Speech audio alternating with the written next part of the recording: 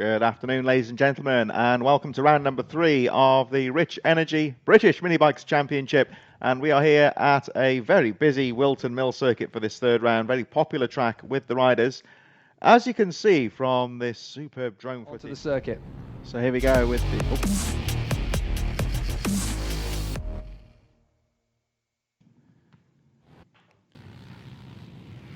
Just waiting for that to come through. So riders are going out onto the track now. These riders going out in the morning qualifying. We've got Group B and Group A. So this is the Group B riders first. Now I presume, look at some of the names there a few moments ago. That's some of the top names in Group A, which we'll see very shortly. I'll have to try and pick up who's who at them in a few moments in the Group B.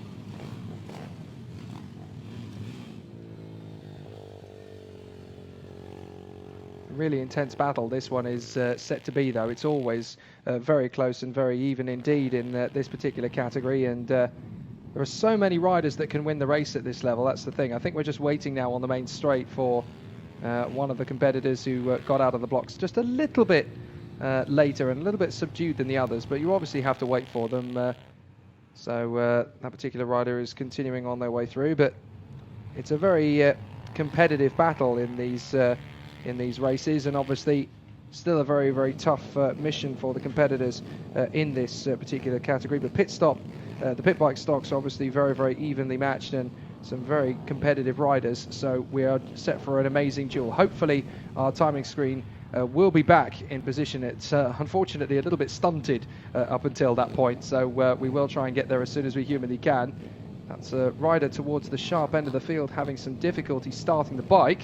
Looks like it's restarted, so thank goodness for that. Yeah, it's good timing there. It used to lose the engine sometimes, but they are relatively easy to get going, especially before they get too warm. The green flag is about to drop, and away we go with the pit bike stock. 140 is charging into that first corner, and that looks like the 2.5. I believe that's Nathan Gardner, 2.54, who's been there or thereabouts at the front of Group B, and has got a good jump on the field as they make their way up towards Christmas for the first time. The 0-2. 3 wide nearly. Oh, that was close. And that was Dean Quincy, the 2.87, who's he's a rider who certainly can make a pass when he wants to.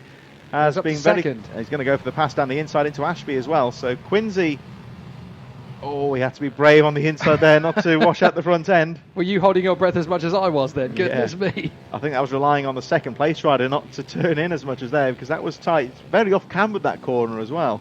Yeah, it's easy to wash out in that one, but you know, the riders have done okay on this first lap. It's still a little bit greasy and slippery. That's a big lunge up the inside from Ginge. Can he make his move on the inside line there? Not going to happen on this particular occasion, but still a very squirrely. Oh, and off the final part of the boot. That is the man up front. That's Gardner. Yeah, Nathan Gardner just losing the front end. Still Dean Quincy that leads the way. Gardner's okay, so I'll get the bike restarted, although right at the back of the field, they make their way up towards Christmas once again. The 2.87 of Quincy leading the way up towards the top corner. The 1.62 Ginge down the inside, trying to go for the move into Christmas.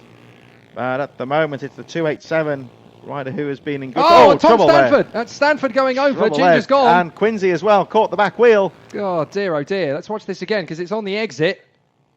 Oh, it was Quincy, just seemed to It's the man at the front of the battle that lost it. Quincy just lost the rear end there, and of course those three with nowhere to go. Straight into each other there. Yeah. So unfortunately it was Ginge, Tom Stanford, who took the worst of that and ended up tumbling over. So a very nasty end to his race. But the rest of them, it's unusual, because it's been a little bit lackadaisical these first couple of laps. I was wondering, maybe has some fluid gone down on the circuit? Has somebody had an issue from the previous race, or is there some drizzle? Yeah, it's a bit slippy. It is a very off-cambered corner there, of course, isn't it? So it'll be interesting to see. Doesn't seem to be any rain out there at the moment, so might just be issues with grip there in general, possibly. The treble 6 of Simon James Dean coming up the hill now. That looks like the 56 at the front. So that's Simon James Dean. Now we believe in second place as they make their way down towards Ashby once again. Top 3 riders all very close indeed, as James Dean has a look down the inside, but not close enough to go for the pass, and has to bail out of that one. Trying again on the exit though, and again hasn't got the line to the corner. So James Dean holds on to that second place, making our way through once again. And the top 3 all very close. Let's have a look as they make their way once again towards the boot complex. He's trying again. Oh, dear, this is such a hard position for Simon James Dean to be in, because he knows in his head, I'm quicker than the guy in front. I've got a little bit more speed and I've got more potential in this race, because he's holding us up. He's a bit of a bottleneck situation opening up, but he needs to commit to the inside line. He's not quite brave enough on the brakes yet. Lost down the Oblivion as well. That's the trouble when you're battling for the lead. If you're in that second position, you can't overcommit yourself, because the next rider will easily come through it. Oh, Dean had a look again on the inside there, didn't he? But a little bit too late. And this is turning into a four-way battle for the lead. And this is the problem. You know, you're really struggling to maintain the advantage up front, but there is a really difficult dynamic continuing on as they run their way through the field. So it continues to be a really difficult situation. But Ryan Tyers running a solid effort there as he's now taken the upper hand. But it is a really tricky race, and everybody just seeming a little bit cautious and a little eager and aggressive on the brakes. Again, you're just trying to slide up the inside. Oh, and that's the leader's caught the brakes there. He's caught the curb on the inside line and lost momentum. Down to second place, but Simon James Dean got caught out as well. He's now down to fourth place on the treble six, so he's lost out in the same breath. A really exciting little tussle going on at the moment. Just trying to identify, I believe that may be Stephen Tempest possibly at the front now. It's all very close at the front. Some established Group B riders here, as the Triple Eight getting involved there as well. It's all incredibly close here. We lost, of course, the likes of Dean Quincy, some of the established front runners from the morning qualifying session. So this race has been thrown wide open as they make their way down towards Ashby once again. And nice and neat, of course. There is the Treble Eight going on the inside. That's Dan Merrin. Has Merrin got the advantage enough to get through to the lead past Tempest? That could be interesting as he's made the move stick. Well, they've got a back marker closing up on them. They're closing up on as well, so that's not going to make life any easier. And Simon James Dean, it appears, has lost a little bit of pace over that previous lap. Here they come through boot once again. The bike's again looking a little bit screwy. And just a case of trying to get the power down on the exit through the heel complex, and down the straight they go once again. Oh, the Treble Eight has taken the lead through the finish line straight, so they make their way up towards Christmas once again. And again, I think this could be down to pressures. If he's got the pressures right, then he's been able to get a much more confident start. As up the inside, trying to get past on the inside of Simon James Dean there. That is Ben Ribicki. So Ben Ribicki trying to come through and make up the place there to get into fourth position.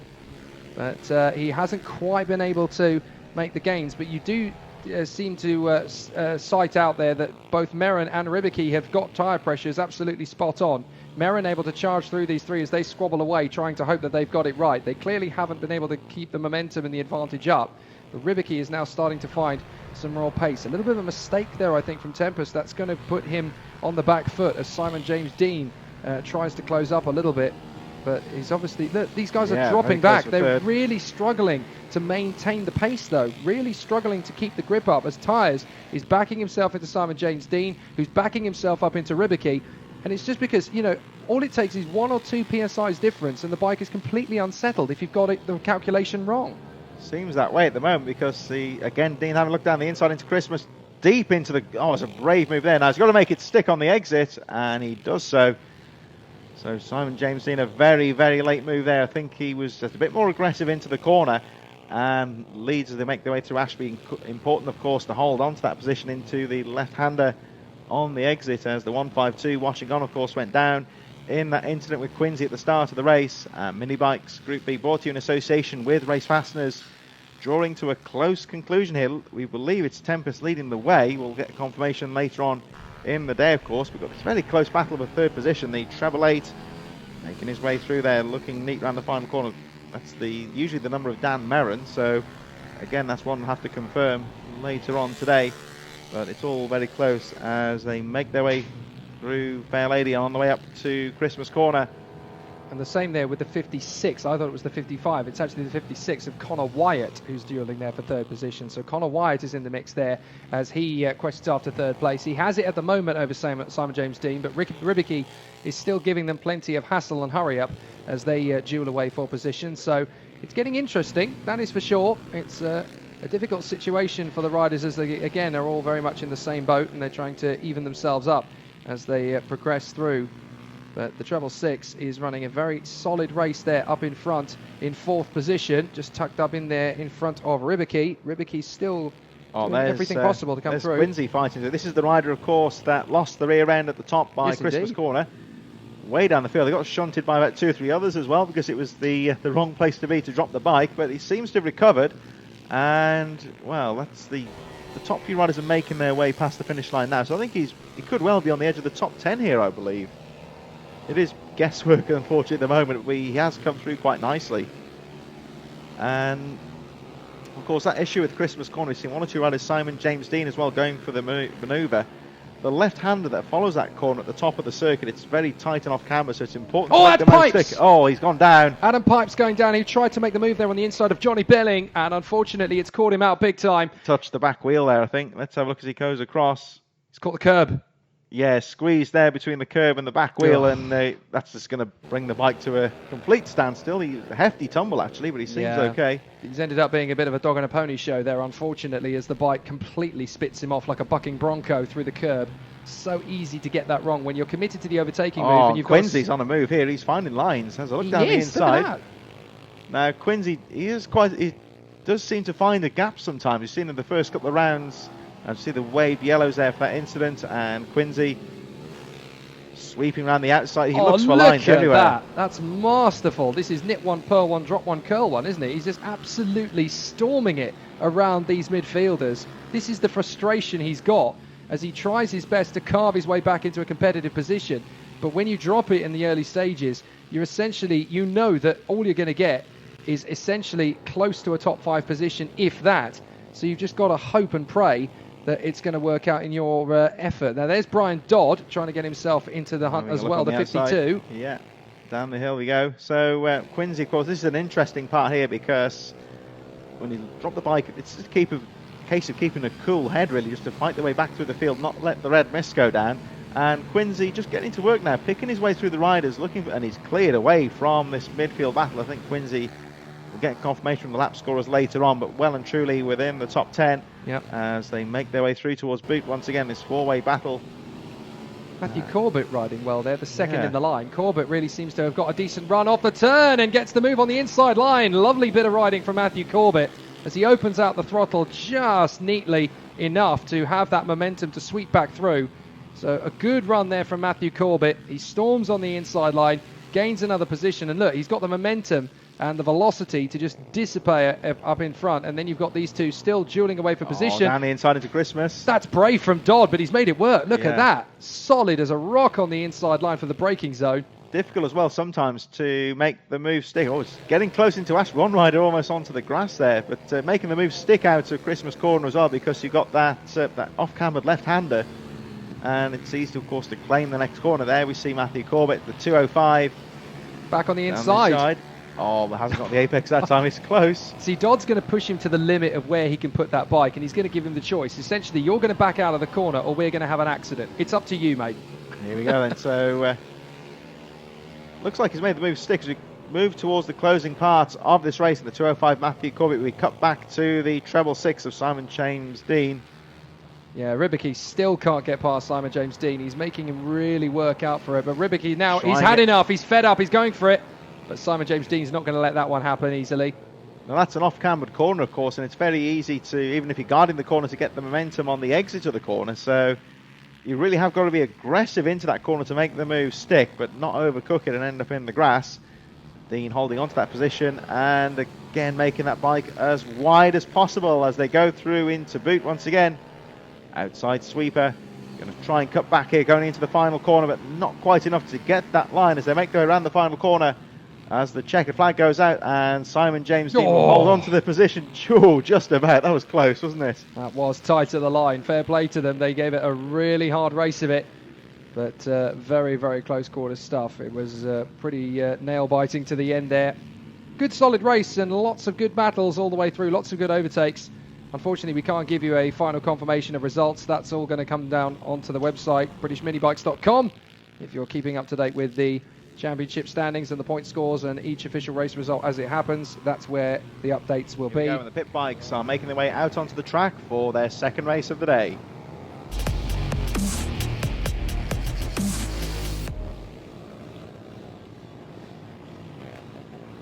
So we move away from the Metro Kit and the sort of like the scale down road bike sort of machines to the pit bikes, and brought to you in association with Parker Racing. This is Group B. Riders now out onto the track, determined of course by the morning qualifying sessions. The faster names of course will be out next in Group A. This is the penultimate race of the day, brought to you in association with Parker Racing here at round number 3 of the Rich Energy British Mini Bikes Championship. And we've got quite a few good names in Group B making their way down here. Only a 5-lap race as far as we're aware, of course. The event has been curtailed slightly because of the incidents earlier on today. Quite a few incidents delaying the race program, which means of course these are effectively dash to the flag type 5-lap races. The start, very important, especially there's still quite a few riders out there in this penultimate race of the day. And once again, of course, Jake, with only 5 laps we're expecting for this one, the start and the first half lap through Christmas will be very important. Indeed it will, and you're going to have the likes of Dan Pearson and Nathan Smith towards the sharp end of the field, obviously, with Walker and Tempest right in the mix there. Gardner and Quincy towards the sharp end. Watch out for Tom Stanford as well after his earlier victory in the 160 Group B race. And of course, Dan Merrin, who had a nightmare in qualifying, who charged his way from the back of the field all the way back to the victory. Can he do it a second time? It's going to be fascinating to find out. Let's find out. Riders are ready. The flag goes up and we wait for our green flag. So the start marshal indicating that riders are in position. I think they're just moving. Move on the grid here, perhaps 1 or 2 riders out of position. There are 1 or 2 riders not competing in this second race as well, but all seems okay. Green flag goes up and our penultimate race of the day, we're about to say gets underway, but no. That was that's terrible. That I think whatever happened there was some sort of incident on the grid and the start was abandoned. Well, you've got to feel sorry for Dan Merrin there, haven't you? Dan Merrin having the issue from the front end of the field, actually. I thought he was at the tail end, but he's not. He's at the front. Here we go. So looks like ready to go and take 2. Let's see if we can get underway this time. Yes, we do. And a nice run down the inside. I think that's Nathan Gardner with a good jump, but round the outside goes Tempest. I think he hasn't got the lead. That's actually Stanford, I think, round the outside to take the lead. Up the hill they go towards Christmas Corner. Looks like a good clean start, and they pile into Christmas Corner for the first time. So they're just going to have to keep away from each other in this opening phase of the race to make sure they can get a clean run through. But they only have, again, 5 laps of the course, so they've got to be very gentle as well as very quick in order to make it all work for them. So the treble 8 still towards the front end of the field. Dan Merrin hoping to work his way forward, but Nathan Gardner getting the best initial getaway. They're still struggling a little bit as they come through. We'll confirm this in a moment. I think it might actually be Stanford as well getting to the jump early on. Stephen Tempest also well placed as the 287 of Dean Quincy's also got away well, and of course he's a rider very aggressive near the front looking to get a good getaway. The leader though already pulling away at the end of the first lap. Great start. It is Stanford, there. You're Stanford, right. Yeah, he's got a real jump on the field there. Quincy second, Gardner, Wyatt and Tempest running up the top 5. So Stanford pulling away by almost 2.5 seconds on that first lap. Easier said than done. And Dan Merrin's had an absolute nightmare from the pole position on the grid, down to 6th position behind Tempest and ahead of Marsh and Booth. So not the easiest of starts for anybody, but certainly up at the sharp end of the field there for Stanford. He's got a terrific launch away. 2.6 clear of Quincy already. So there's Quincy going through Ashby very wide, carrying the speed on the outside, but Gardner not quite close enough to make the move stick as we move to the second half of the lap. Only 3 laps to go at the end of this one. Yellow flags up there, so somebody's gone down at the back of the field, maybe on the side of the tracks. Doesn't seem to be affecting the leader so far. There's the leader, Stanford going through as the wave yellows are up here. Rider down, it appears, somewhere on the track. The race goes on, of course. There he is, walking away. So that's at least the rider seems to be not badly hurt. And that is Lewis McKay, I'm afraid to say. So Lewis McKay is now off the bike and walking away, but fortunately he is able to walk away. That's a bit of a relief. Here we go then through Fair Lady, and there's the race leader. It's all been about Stanford on the 162, pulling away at the start of the race. Quincy pulling away in second as they go through into Christmas once again. And Nathan Gardner, the 254, nice line through there. Fastest lap of the race for Stanford of a 58.114. Only 2 laps to go at the end of this one as the rest of the field go through. Here is the midfield battle making their way down to Ashby. And with only 2 laps to go at the end of this one, this battle in the edge of the top 10, it's very close and very tense for the riders. Yeah, it's very close and even as Marsh is trying to hold his opportunity, knocking there to try and get on the inside as he battles away very closely there with Booth. Rybake's in the mix there as well, of course, but Booth wants to get up the inside. Here he is on the 52, as Booth is trying to get the move on the inside line there. Can't quite get on the undercut of the bike in front to make that move stick, but still the battle raging as the opportunity is going to continue. And that's interesting there, because we look at Booth on the inside. He seems slow through the boot complex, but he's got the bike well positioned. Those riders behind can't find a way through at the moment. And again, just parking that bike very nicely on the apex. Not a lot of space to play with, is there, as they run back up the hill once again. But it's a very tricky one as Rybake tries to come around the outside of Booth as they battle away for position. Spencer and Dodd are giving chase in behind, but out in front, you've got to say full credit to Tom Stanford, or Ginge as he's known. He's having a really good run up in the lead of proceedings here, Tom Stanford. And he's pulled out the gap already to 3.4 ahead of Quincy Gardner, Wyatt and Tempest.